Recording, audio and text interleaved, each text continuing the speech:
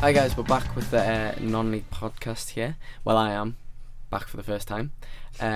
Here today joins me the meant-to-be host, Jake Adams. Yes, I'm pretty ill, we'll call it. Sniffing, I don't think I was really wanting to give an ASMR and sniffing and nasal hearing for the people listening, so yeah. I don't think anyone wants an ASMR from you anyways, but moving on, we have Harvey Hinkler. Hey, you alright? How's it going? And we don't have Liam Noble. Yeah. We have James Noble instead because Harvey seemed to make a mistake, but no one corrected him. Not even that him himself. was. I think we can take dual responsibility on that for not having the bottle to flag it up early. I'd like to formally apologise to the listeners for getting the name wrong of one of the mainstays of the podcast on the first episode. All 20 of you. But I'll also like to chuck James and Jake under the bus for not stopping me as we were 3 seconds in and I could have just restarted. But it's in the past. I'd like to try and argue, but I can't. It's Indeed. in the past. We move on. Water under the bridge. It's time for football talk. Right. It is. So, how are you guys doing recently? He's doing well?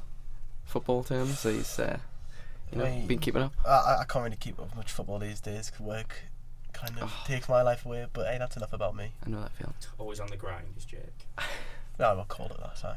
Right, since we've got enough from that, we'll move on to the first topic, which is going to be the National League's title race. Battle for promotion. It's a really tight one up there with Leyton Orient and Salford constantly. When one's dropping points, the other one's picking them up. And currently, 1 point gap. Jake, what do you think? How tight is it? It is tight up the top, isn't it? Something I touched on last week about even though some those sides, Leyton Orient, Salford, are drawing up the top. It's not necessarily a bad thing because it means that they're not losing in games which maybe they should lose. It just means that they're not winning, and no side's really cementing a lead at the top of the table yet, which I think we'll see eventually as some teams maybe fall off with injuries or maybe squad depth over the winter period. We'll find out, obviously. Just obviously sides are drawing. Of course, Leyton drew 0-0 midweek, but Salford drew 0-0 as well at the weekend. Both sides have got wins either side of those though, so both sides just need some momentum, I think, and I think we'll see one of them maybe clear a bit of momentum, hang on to that, and then probably extend a bit of a lead at the top of the table. So, I thought the gap was bigger between, after the first and the second, but Wrexham are only 4 points behind first place. But the last result they had was a 0-0 draw, so they failed to capitalise. How open, James, do you think this can blow? I suppose I think again it's because of the result at the weekend. It now has the look of more of a kind of 2-horse race, but again, when there's only 4 points between third and first, then yeah, I think it's still, and with the Christmas period coming up soon as well, so much can change in such a short period of time. I don't know exactly how many games the teams have over that period, but obviously you're often talking like seven matches sometimes in December, and obviously if you have a very, very good Christmas period, then that can make your season really. If you can then go on from there, so I think it's got the potential to be very, very open, and potentially a 3, maybe even. I mean, you look further down the table, and you've got Fylde, Harrogate, Solihull Moors, all within 7 points of the lead as well. It's obviously a bit more of a gap, but it is very tight. So you get the sense it only takes one of those teams to go on a run, and it could be any number of teams pushing for it. So yeah, very, very open in a nutshell. Long-winded way of saying.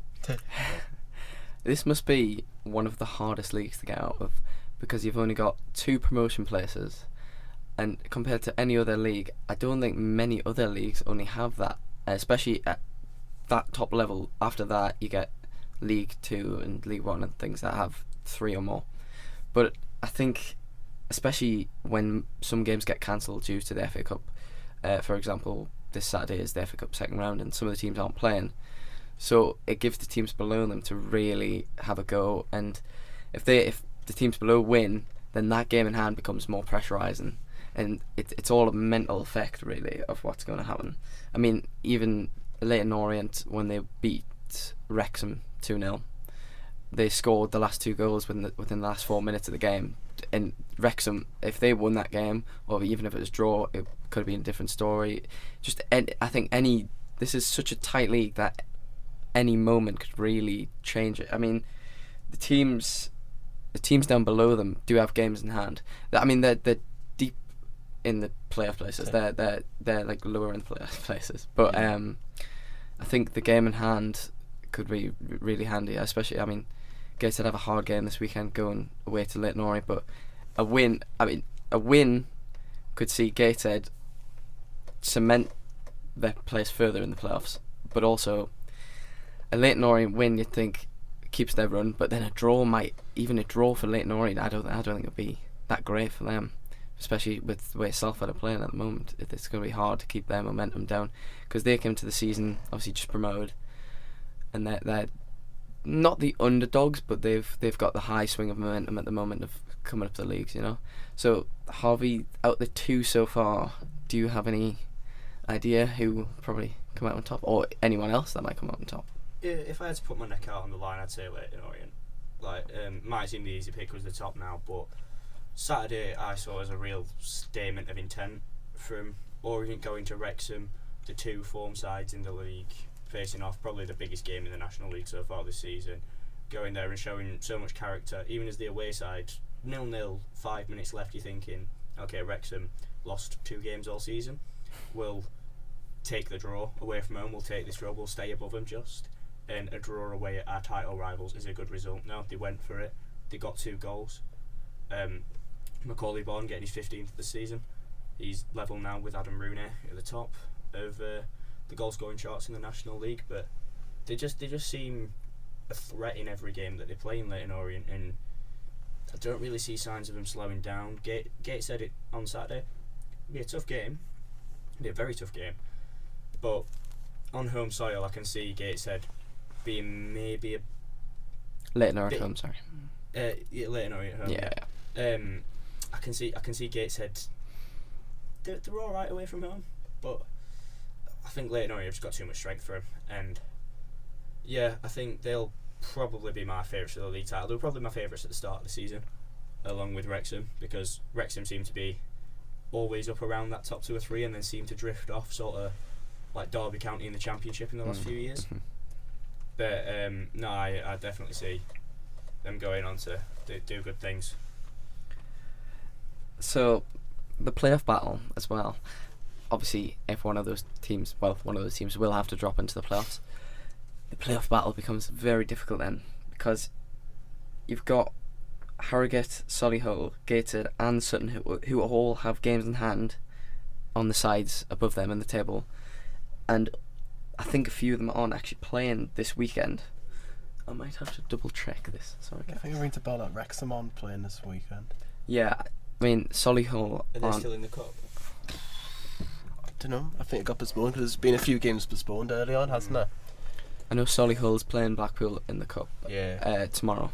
So again, with them being out of playoff, not playing in the National League, do you think, Jake, that takes momentum away from the league and it makes it harder for them, or do you think it helps? I think maybe if I turn it a bit, will it tire them out, these extra games, getting far in these cups, much as it's got its pros, such as for these teams, such as money, more exposure. Like all these teams wanting that 3rd round tie against a big Premier League club. It's got its pros to it, but as soon as you look at the cons, obviously, of course, potentially it could tire the players out. I'm not really sure how big their squad is, but again, like teams in this league don't really have these really big squads full of quality, unlike teams in further divisions above them. So it could be something which ends up tiring them out, I suppose. But I don't think it'll take any momentum away, especially if they get a result against Blackpool, especially that. That's a good point. I think if they get a replay, that could be very tiring. Yeah, definitely. Yeah. But Wrexham are in the cup, just to say, quick check. Newport. Wrexham versus Newport. Because I think we talked about it last week, so we must have just forgotten. But yes, it was the Welsh derby that you touched on. yeah, wasn't yeah, it? we did talk about it first. In the English FA Cup, and then you told me First could get some angry Wales fans coming after me. First all Welsh game in the FA Cup since 2006-7 season. That's amazing. With Swansea and Newport dropping. What a rivalry that is. Stats It's a strange one, isn't it? Left, right, and centre. In the English FA. See, me and Google know everything. You can see why he's been the host previously. But yeah, I think coming into the game, at least I think Salford, maybe a blessing in disguise getting knocked out in the replay, although it was a bit gutting for them. But if they can get a result this weekend, and Leyton Orient have a hard game against Gateshead, Wrexham aren't playing, I don't know, I think Salford might come out on top this weekend. Not necessarily overall, but moving way down, we have the teams in the playoffs. Very good form. But out of the ones in the playoffs, so obviously with the new system, I think it goes down to 7th place in the playoffs. So out of the current filed Harrogate, Solihull, Gateshead, who can you see being, because obviously again Salford, Wrexham, they have priority in this new playoff system, if I can wrap my head around it. Yeah, I think we were looking through it last week, weren't we, on the new playoff system? Yeah, it's very confusing. Trying to discuss it. Like, I think we've just about got our heads around it. I think sometimes, especially if you're low end, like if you're just making it in the playoffs, coming into the end of the season, sometimes that sort of gives you the burst that you need, rather than if you were comfortable in the playoffs or if you've just missed out on automatic promotion. Sometimes that can take it out, yeah. So sometimes I think the bottom sides, for being an underdog, have that belief about them. Well, we got this far, why can't we go further? So, James, out of those teams, who can you see being a real competitor? I know it's very close, but I suppose I'll try and see if I can have a look at the form of the teams.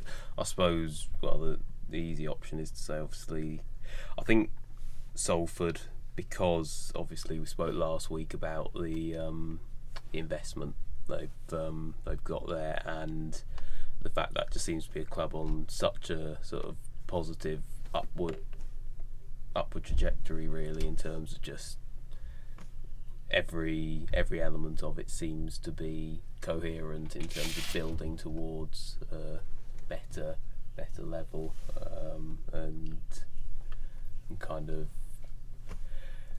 in many ways just reaching a point where they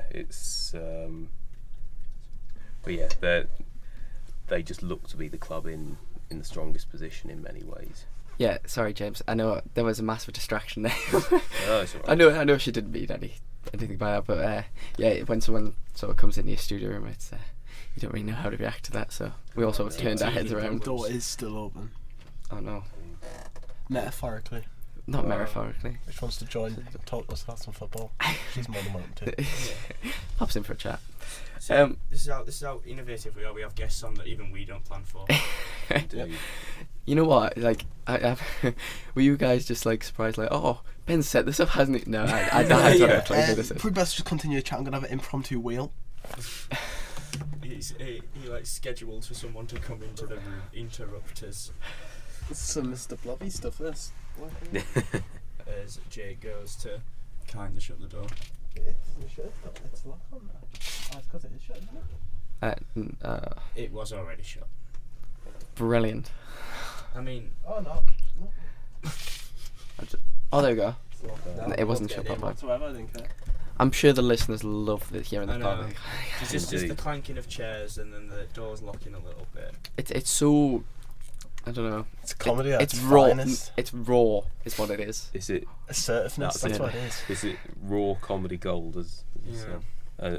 but yeah, so Back to football. indeed. So Salford, and yeah, so I probably say Salford out of those guys, and Sutton always look sort of like a team who will be there or thereabouts. I know they're outside of those places at the moment, but part of me fancies them to potentially build a bit of momentum as the season goes on, and They'll need to sort the pitch out though if they get promoted. Yeah, that's been So planned. 4G pitch, you're not allowed in the Football League. oh really? Not allowed. And they're playing a 4G pitch, so they're gonna have to. If they do get promoted, that's a lot of their promotion funds going on a new pitch. Yeah. Last point about Salford before we move on. With the advertisement, well, not the advertisement, the sort of, I don't know how to put it, not branding, but the spreading by Gary Neville and obviously former Man United players. How much do you think that helped or will help in the future towards that promotion? Massive, because like, I think it made Salford an attraction for quality non-league players. As a chance for them to raise their profile and further their careers, and it gave a reason for Gates to be higher because if you go to the Salford match, yeah, it's non-league, but you might see Gary Neville, you might see Paul Scholes, you might see Ryan Giggs. It was made an attraction, and obviously the class of '92 helped fetch in the businessman who's pumped in all this money from Asia into the club. That's where the money's coming from. And that's why they're able to buy players as the like of Adam Rooney that we talked about at length last week as an excellent signing for the division. Borderline tangent, wasn't it? Borderline tangent. Yeah, I started listening to that part, but it was very interesting to know the life and times of Adam Rooney. But yeah, so we'll move on away from the top of the table and move down to a peculiar situation of the fall of Chesterfield. Well, continuing the fall of Chesterfield as. Again, last week you sort of discussed it, didn't you? Yeah. Shane Dawson documentary. So, Chesterfield have an interesting record. 11 unbeaten in all competitions currently. Still in the relegation zone. 9 consecutive draws in the National League. But they haven't won a game since August. Jake, what do you think of this record? Speechless. It's obviously a case of a team just got nothing going for them in front of goal. Obviously, for teams who are struggling at the bottom, they need goal scorers. It's the same in any division, in any league across the world. Like, teams need goal scorers to help them fire themselves out of these games. Like, see here on the goal difference around teams around them, you got Maidstone underneath them, they got minus 15, then Maidenhead above them who are minus 20 goal difference, and then it's Chesterfield minus 6 because of course mentioned about the draws they've suffered. I don't know, it's just a case of, I think they've got maybe when it comes to January, or maybe a free agent signing up front, someone who can get them goals, turn these draws into wins for them.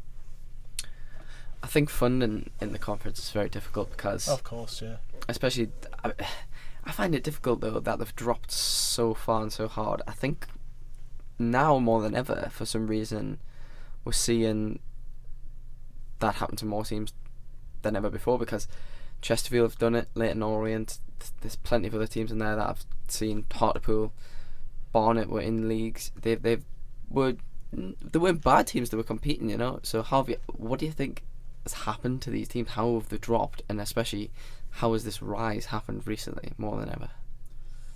It's a really odd thing. We looked at it a bit last week, how like teams can just drop through the divisions, because it's not just in I think it's more shocking when it's in non-league, because you see that as sort of the time for teams to rebuild. Whereas I know Leyton Orient didn't exactly have the best season last year, and they took a season to rebuild. But Chesterfield, it's not as even if you're like, okay, we can forgive it, it's a rebuilding season. It's poor from Chesterfield. It's been very poor. Martin Allen he's very much a prideful man to his downfall sometimes. A manager of Barnet multiple times. He's a very hard-working manager, and he's very defensive of his team, but I think sometimes he just seems to let himself get in the way, maybe with his tactics.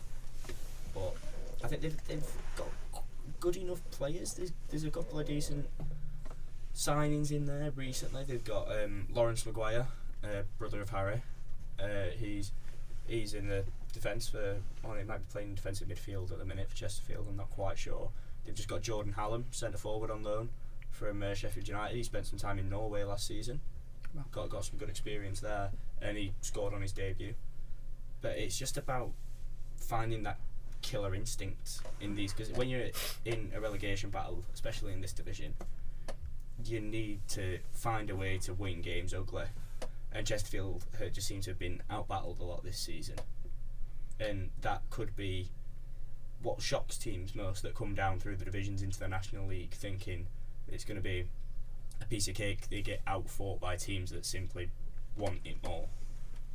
So, do you think it's time to panic, James, or do you think they should keep cool and just wait, and like Harvey says, it's a rebuilding process?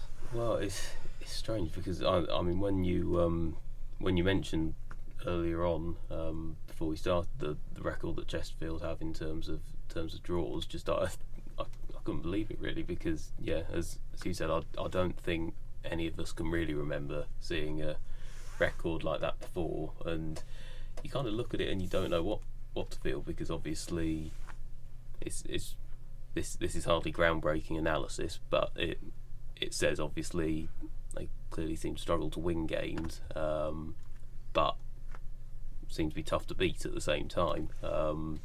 So they've obviously got a solid enough foundation there. They're not like shipping goals for fun. They're not caving in games. They're not sort of habitually losing, but clearly, as Harvey says, they've not got that kind of killer instinct really, or that maybe nous that you might need to see certain games out, because I've not been able to have a proper look through the games that they've drawn, but I'm presuming that there'll be games in there where they've been winning, and obviously haven't seen the game out, and I suppose when you are on a run for such a period of time like that, eventually it just you naturally start to, sound strange, but you almost forget how to win games, I think, sometimes, because it's just not sort of in your psyche at that moment. Can I just ask how tall Lawrence Maguire is, by the way? Is he a similar He's got a very similar head shape. Similar head. I can tell you that much. Yeah, It's not surprising. he's very much. You can tell when you look at him that he's related. You can very much tell. I think that might be the more important element. That's the most important thing coming out of Chesterfield. With the Martin Allen thing, I just wanted to say, because I was looking for it but I couldn't find it. I found it on Twitter, because obviously being from Sheffield, Chesterfield are covered on Radio Sheffield, and one of the journalists, Rob Staten, that he works at BBC Hull now, he interviewed Martin Allen on his last day, and he asked him if this was the 6th of September, so just around the start of the season, a few games into the season, they had a poor start, and Rob asked Martin, is this a year to go for promotion? And I apologise for the expletives, but Martin Allen says, of course it's a year to go for bloody promotion, I didn't come here to piss around. Rob then replies, you've lost 6 games in a row though, Martin. Allen, so what? I didn't come here to piss around and be in my table. I came here because I want to be a champion. Now, that's kind of what I refer to when he puts his own foot in his mouth sometimes, not only on the pitch but off. Because now saying that can all circle round now they're in the bottom 4. I think their owner might end up putting a foot in his mouth soon. No, The draws. take your socks off. I think the draws they've got aren't actually bad. Like they've drawn against Fylde, Wrexham, Sutton, Harrogate. Who else? Eastleigh.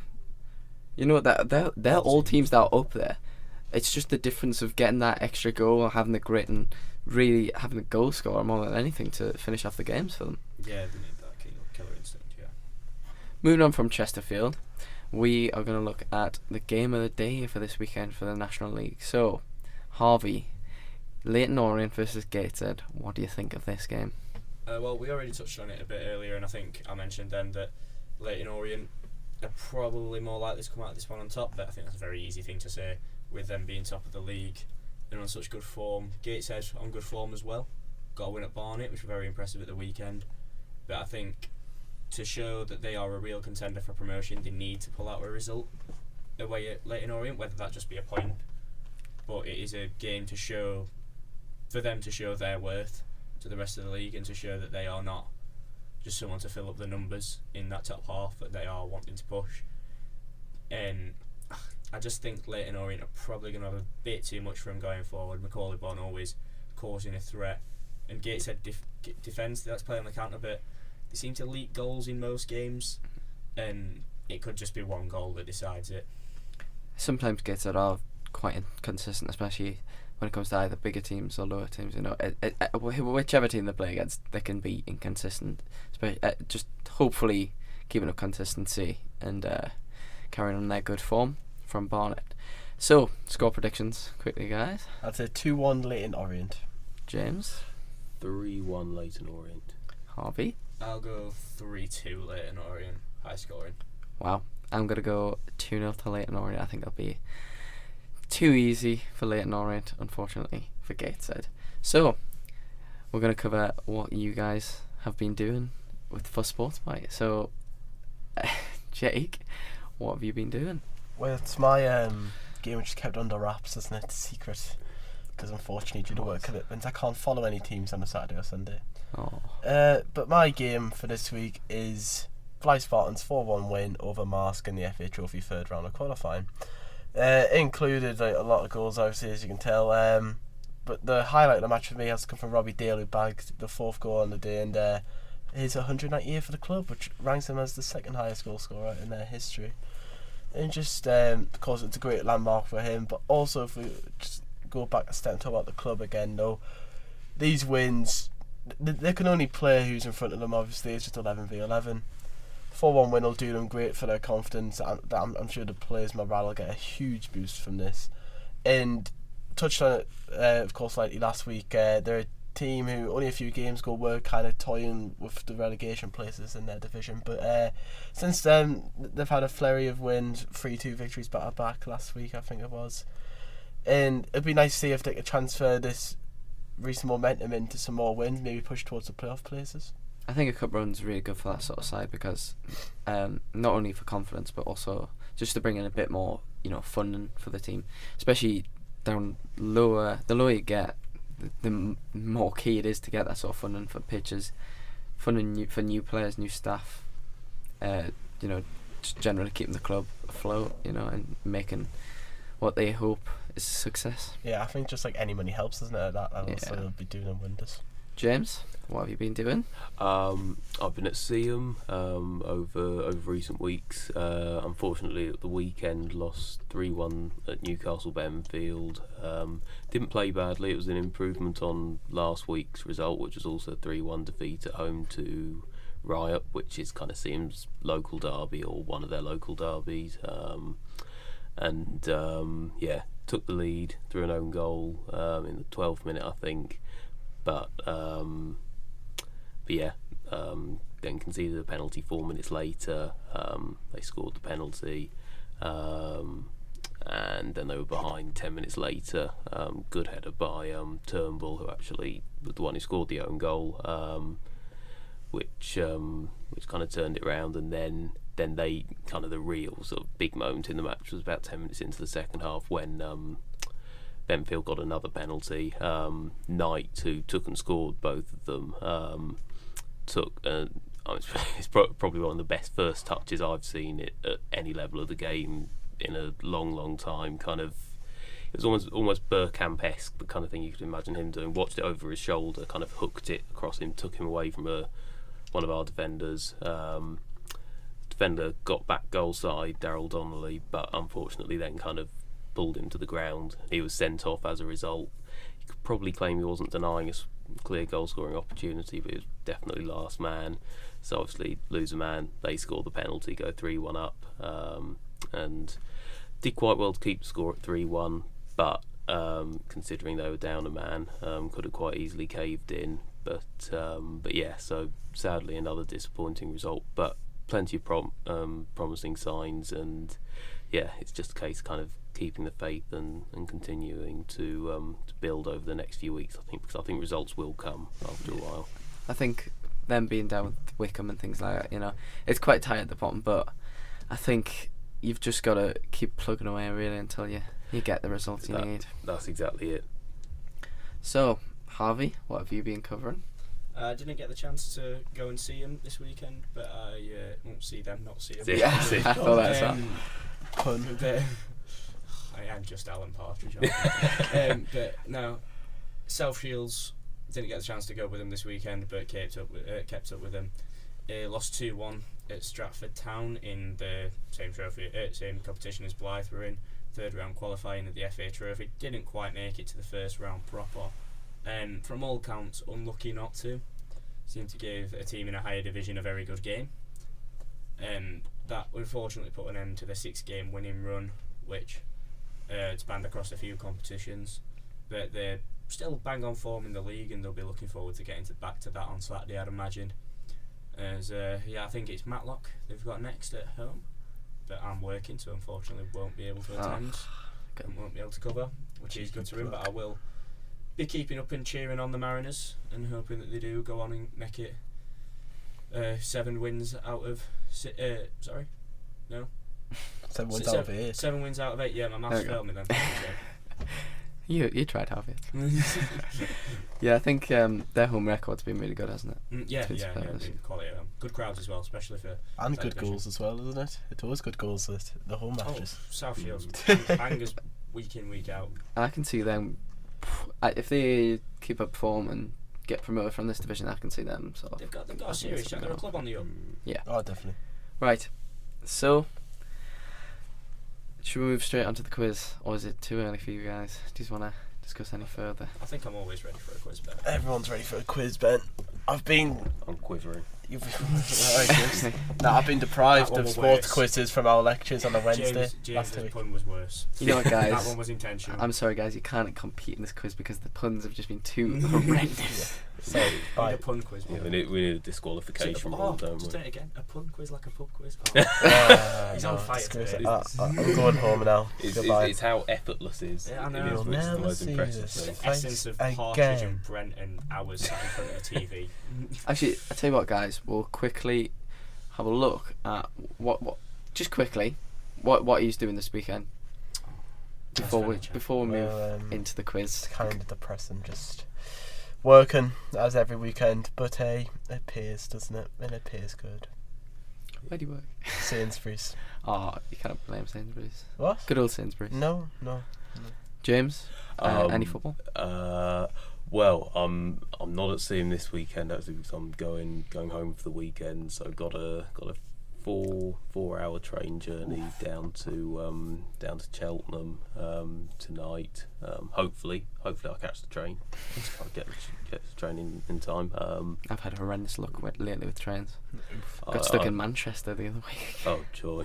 Yeah, no, I mean they're kind of, well, once you're on them, they're nice and kind of therapeutic. You can just sit and watch the glorious British countryside roll sit by. on a train and listen to the non-league podcast. Yes, exactly. That's exactly what I was planning to do. Plug on plug. And so just going home, sort of seeing some family for the weekend, which should be nice. And then hopefully seeing that kind of briefly hopping away from the non-league brief, seeing that small derby between two Merseyside teams at 4:15 somehow on Sunday, which I'm hoping we'll be able to win. Try me a plane. Indeed. But no, so that's the weekend brief. Did the guys know who you support? I can't Liverpool. Yeah. Just so yes, actually that was very important clarity. We haven't mentioned who any of us support last week, I don't think. Unfortunately, none of us support non-league sides, which is a bit. We mentioned that. Yeah, we mentioned. Yeah, that. we did mention our fact. Shall we do a skip round and mention who everyone supports? Harvey, you said you're at work this weekend, so you cannot make the game. No, what are the plans? I can't make the South Shields game, and I can't watch Sheffield United play Leeds. Seamlessly sliding it in there, who I support. No, I can't watch us play Leeds, and can't watch any non-league either. And I can't even watch the derbies on Sunday because I'm working on Sunday as well. It's just day shifts. But my sister's coming up for the weekend, so I'll be able to see her when I'm not at work. She's coming up with her boyfriend, so that'll be a fun weekend to spend with them. Both lovely people for a certain amount of time, and then I'll probably get sick of them, and as they will do me. But no, looking forward to it. That sounds good. without moving on swiftly. I'm going to Newcastle match again. Another hint who I support against West Ham on the Saturday. Don't know what I'm doing the night time, and Sunday probably watching the large amount of football now that I don't have work anymore. Very looking forward to it, to be fair, and it's going to be tasty, but it's not what we're discussing on this podcast. So we will move on to the quiz. So this question, and Jake is an Arsenal fan. Yeah, just so I mentioned. Thank you. Slip it in there. I'm sitting here upset in the corner, just crying after Ben switched back to me. I was We do have a tempted couple to of say Tottenham Spurs fans fan. on. Yeah, we do. Of course, unfortunately, it tears my heart a bit. I'm actually missing the match because of work. Shameful, I know. Not the first one, yeah. It upsets me, but I know that we'll see a Torreira masterclass, upset frosted tips. So it's alright. Yeah, It's alright. Well, we You do get have to know him. do have a couple of Spurs fans on the course, don't we? Indeed. Good old Johnny and Alex. Tyler's on your side. Tyler's an Arsenal fan. Yeah, he's not really that vocal It's about good it, chill. is he? Coming with tin hats ready for next Moving, moving swiftly on to the non-league quiz. Dun dun dun. Right, this is the first time I've done the quiz, so I hope the questions aren't too bad. So, for this first question, because I feel like you just won't guess it right. Yeah. We'll go whoever gets it closest gets half point, but if you get it nailed on, you get a point. Right. So, Are we just doing this where we shout our names out if we want to answer? for this first question, I'll probably go around this Right. Alright. just for a prediction. Right. So, Gator 7th in the league. Yeah. And they are also 7th in total seasons in the National League. Mm-hmm. But how many years have they spent in that league? I'll give you a clue. It's less than 50. 50 or 15? Less than 50. 50, yeah. Start with me, yeah. Yep. I'm gonna go for 12. James? I will go for 37. Harvey? I'm going to go in the middle. I'm going to go about 28. Harvey just about nicks it. 21. 21. Wait, I have worked out mathematically Jake. right. What did you say, that's James? right. I said 37, so I was Yeah. Jake, what did you say? 16. Jake. You were 8 off, didn't you? Because he Yeah, said... 16. Yeah. I can't remember what I said. I said 12, didn't I'll I? take it. I'll take the half point. Yeah, no, you did. Yeah, you He said takes 12. the half. Mathematically. I thought it was under 15, not 50. Oh, you said 12, didn't you? You've screwed me out. I'd say- Yeah, because I asked I asked him to clarify, and he did say 50. Thank you, Harvey. He's got a right sulk on that. Right, second question. This is where this starts. I do actually have 5 questions altogether. About time. This is where you start to call out. So, which former Newcastle United, West Ham United, and Bolton Wanderers midfielder was also a player manager for top of the league Leyton Orient? James. Go on. Kevin Nolan. Correct, Amundo. 1 point to quick. James. So it's 1 to 0.5 to 0. That was purely down to Premier League rather than non-league Yeah. knowledge. Yeah. That's the thing. Bless him. It linked with Leyton Orient. That's the point. Which North East team reached the 3rd round of the FA Cup to play Blackburn in the 2008 season? Jake. Go. Blythe Spartans. Correct, Amundo. Oh. This is going to be a tight finish because Harvey could edge this with the half a point he's got at the start. I doubt it. Like I can't see him from Last the top of the ball. 2 questions. This is tight. This is scary. I don't know why it's so scary. Which 2 teams got promoted from last season's National League campaign? Harvey. Yep. Tranmere Rovers Also, you get a point for each. and Macclesfield. Correct, Amundo. Fair play.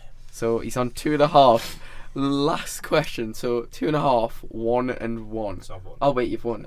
No. I'll say. Just Conspiracy, Just give me one point. Surely. All right, okay, Surely if all it's. right. I'll say I was a Fair play to bias. half. I'll throw it open. It is 1.5 points because he got half a point for his first question. Good point. And he gets 1 point for I his next. should really, rather than 1 point each, I should have got half a Point for each one. team, Yeah, that's fine. Okay, sorry guys. Harvey's correct. We'll Terrible go with that line. score. I'm And changing the rules. you've got to be thankful to him now. Guys, I'm give giving him you a shout. lifeline. Yeah. Indeed. First it's That James was conspiring with merciful. Ben That on was that merciful. question before, and now Tavi conspiring with Ben. So, I've given to give you a chance to win. he actually has. Obviously, we know internationally. This does link to non-league, by the way. Internationally, Uruguay won the first ever international World Cup, but the first considered World Cup was won by which non-league side? World Cup. Yep. Harvey. Mhm. Wrexham. Nope. World Cup. Yeah, it was like, was it like 1908? I think it was even. I tell you what, I'm going to research the stats while you guys think. I can't remember the life of it. Does anyone want to take a guess? Barrow. No, it's not actually. I'm saying non-league. All right, I'm gonna go. It's not in the National League. I don't think you'll get this, but I thought you might. But. It's just James with a guess then. If James gets his wrong, me and Harvey will chip back in and get it right. Are they a club? They're a club that are currently in existence with the same Northeastern side. They're in County Durham. Alright. I'm just. no. No, this is to. Put on a name. plate. I can't say. I don't know if he knows his geography now. Yeah. I don't. I'll just search it up. I think Seam are in Durham technically, but I don't think it's Seam. If it was Seam, then I've been missing a trick for the last few weeks, not realising I'm at a club with the same number of World Cup titles as England. I'm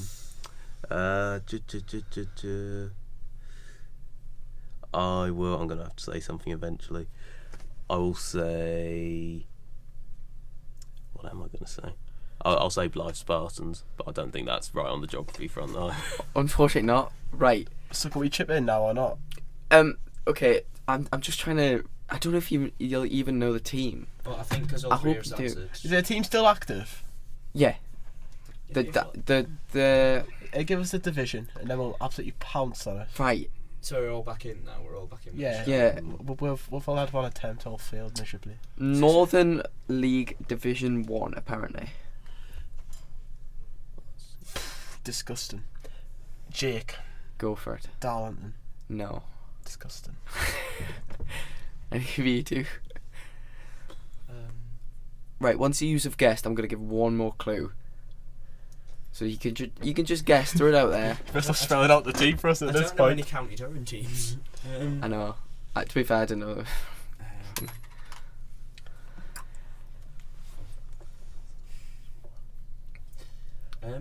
Anyone? I'm just going to fill in the awkward silence with rambling while me and James rack our brains. Right. Indeed.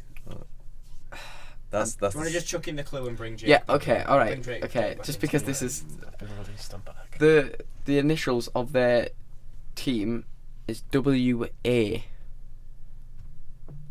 They're from the West. West Auckland. Hey, he's Oh, he's got got it. it. He's got it. Yeah. See you later. Sorry, guys. I Goodbye. mean, that was I had to turn it out. James That's wins. Oh, we got there in the end. that was courtesy of very sympathetic. To be fair, the only reason I knew that is because I went to Quizmastery. see them play. I'm not going to go off on a tangent, don't worry. I went to see them play in the FA Cup not. once in the qualifying round. And they won 5-0 against Skelmersdale. But yeah, I learned about the history because some guy was writing a book on the FA Cup. So every team that won, like starting with his local team, the winning team he'd follow until they got knocked out and follow them all the way to the final. And he wrote a book on it. Unfortunately, I don't know the name of the book. So this World Cup then, what was this World Cup? So apparently it was the If first West ever. Auckland can win a World Cup. Yeah, no, it's really interesting. I think it's just a fraudulent question to get. It's James a bit of a the trophy. curveball. I don't really know too much about it, but I remember going to see a show about them once. What's this just be a load of rubbish and it never happened? No idea, right? Maybe we've spent too much time, and it may be a long story if we end up going into it. Do you think we should wrap it? Story for another time. Right. Someone's very hungry. Maybe we should do a podcast on West Auckland. I've got some. Well, I'm relying on this being right, but apparently, to quote from BBC or somewhere, in 1909, West Auckland Football Club of the Northern League was invited to compete for the prestigious Sir Thomas Lipton Trophy in Turin, But this was considered by many to be a precursor to today's World Cup. Yeah. 2 years later, they won it again, thrashing Italian giants Juventus 6-1 in the final. Jesus. I told you, it's an interesting story. It's just full of Northern Miners on steroids winning the World Cup against Juve. The thing is, imagine that today though, like Cristiano Ronaldo against Big Roy from like, and just Big Roy, the target man for South Shields. they struggle to 6-1. they struggle to get like funded to go over. Can't remember how they got it now. I think they had to do some sort of fundraiser for it. Or I think they sold some of the things. Anyways, we're going to wrap it up now because we're sick of that last question and it took way too long to do. So, goodbye from everyone here, and adios, amigos.